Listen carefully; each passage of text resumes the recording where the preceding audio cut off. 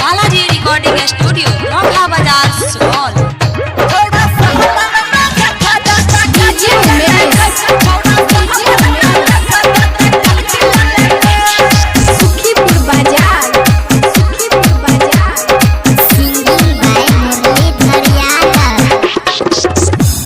जबरदस्ती कर हटवा के चहट ललक है।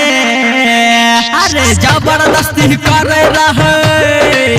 हटवा के चहट ललक छौड़ा छौड़ी के छौड़ा सहमन में देखा दादा कट ललक छौड़ा सहमन में देखा दादा कट ललक।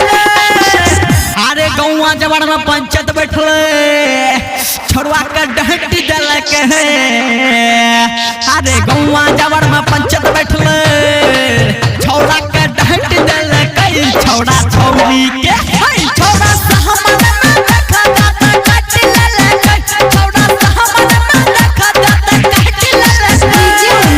बालाजी रिकॉर्डिंग स्टूडियो नौखा बाजार सुखीपुर बाजार।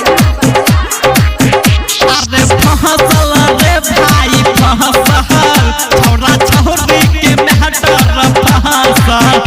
अरे फहसल रे भाई हसल पूरा गौवा समझ के लग हसल।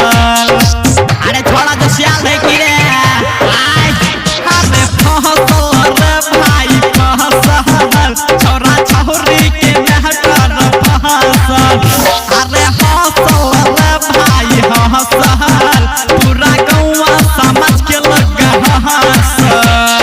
अरे भरल समाज में छौड़िया कहे छौड़ा भेड़ रहत ललक है। भरल समाज में छौड़िया कहे छौड़ा भेड़ रहत ललक छौड़ा छौड़ी के छौड़ा सहमन में देखा दादा कट ललक छौड़ा सहमन में देखा दादा कट ललक। सुखीपुर बाजार सुखीपुर बाजार। हाँ बोललक रे भाई बोललक छौड़ा छौड़ी के बीच में है बोललक बोललक रे भाई बोललक छौड़ा छौड़ी के बीच में है बोललक। अरे ओकर बात की बोला रे छौड़ा छौड़ी के की कहल करे हो पूछलक हाँ हाँ पूछलक छौड़ा छौड़ी के बीच में है पूछलक पूछलक हो भाई पूछलक छौड़ा छौड़ी के बीच में है पूछलक। अरे मुरलीधर देखी ललके तब वीडियो बनाई ललके। अरे मोहन सोनू देखी ललके